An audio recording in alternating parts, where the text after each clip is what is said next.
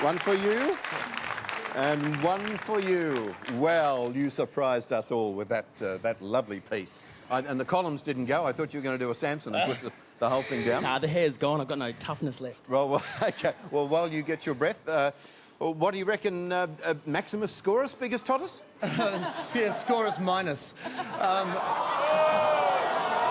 Look, first of all, we've seen this competition with Ian Roberts get to the final, so stranger things have happened. It's a little disconcerting that you're still here and Todd and Emily have gone home, but you know that. Eliza, I think you did the right thing by trying to cover up probably David's lack of paso ability by doing the story ballet, but I'm trying to think, is the story, I couldn't, you were a flower seller, he came in. I was in the fields picking flowers.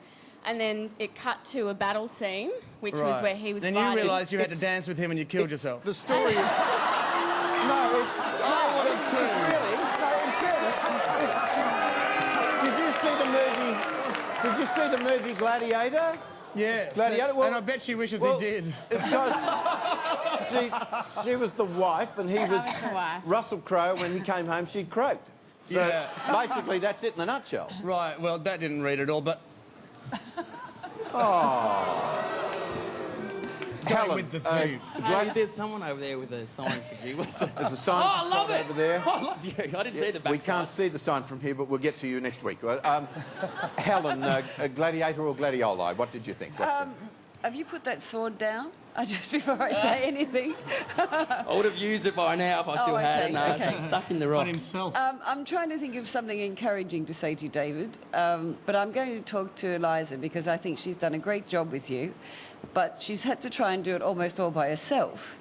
You have to start to pull your weight more and do much more because you're really just not on top of this. OK. Paul?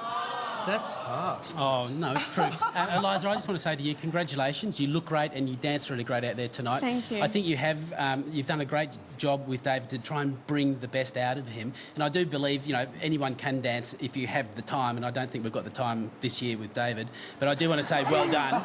Thank David, you. I want to congratulate you too because that was the worst paso I've seen in the whole series in Australia and also both series in New Zealand. Well, I'm giving it a go, and like that was the best I've done it. So no, well, it might be the best you've done it. You have danced better, you know, and you've got good commitment and all those things. But you know, I think you're out of your league now. Mark. Well, David, I think that's the second worst Paso Doble that's ever been done. Who's the first? Hasn't been done yet. Get him to do it again. Mate, I'm really sorry. Liza, look, you've done a great job, but I don't want you to stress over it. He's a lovely guy, but he doesn't have... He's a lovely guy. He's really nice. But, look, this is a dance competition as well as a popularity competition, and we want to see the best go through. You can't do more with him than what you've done.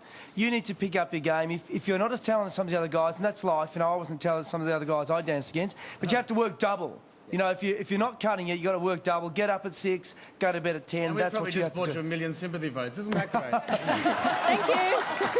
But you bloody well hope so, because by the sounds of things, I'm not getting through with you fellas. Well, we've got to be honest. Like that was really very average. It was like a crapper doble, not a paso doble, right? So, but that's not Eliza's issue. That you've just got to work a bit harder. And if Australia want the best dancers back, well, they're not going to vote for you. Okay. Oh, gee, it's. I've still got disco to come. Yeah, well, you have. No. Yes, you have. Yes, and you quite enjoy that. I just think it's suitable that you're wearing a suit of armour from what you've just got from there. You can go and relax now and get ready for the disco because I know that you love that, Dave. You're going to have a good time in that. All right. The number for Dave is a 18 on the end of the phone number or SMS David to 1919 77. Over to you, Sonia. Thank you, Daryl. Come on, Dave. Come back and see us. We love Dave Dinneray. Hey. Oh, look at us, we're both in armour. I was just going to say, too, that I think you, like, when you strike those poses, you look really masculine and really strong. Thanks. For a guy in a frock. Heavens well, above. I like it. You're into short skirts? It works on you, Dave. Thanks, it does. thanks. Now, it's been a hard week, hasn't it? Yeah, it has. Yeah. Are you looking forward to the scores tonight? Yes, I am, because yeah, it couldn't get any worse than last week. All right. Well, let's get the scores from the judges.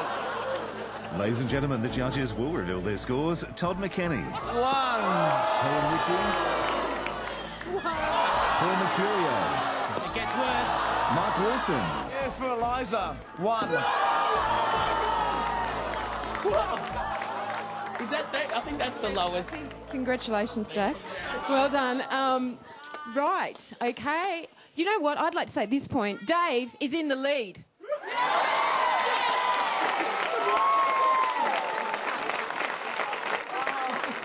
Good on you, Dave. Thanks for that.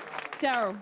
This was the sign being held up in the audience, but it didn't influence you, did it? I only gave him a 1 because I didn't have a 0. Oh, yeah. Well, I can fix that. Supporter base over here. But he may do better. I think he'll do better later. Coming up, Jamie Jury, Tim Campbell, and after the break, Kate Sobrano.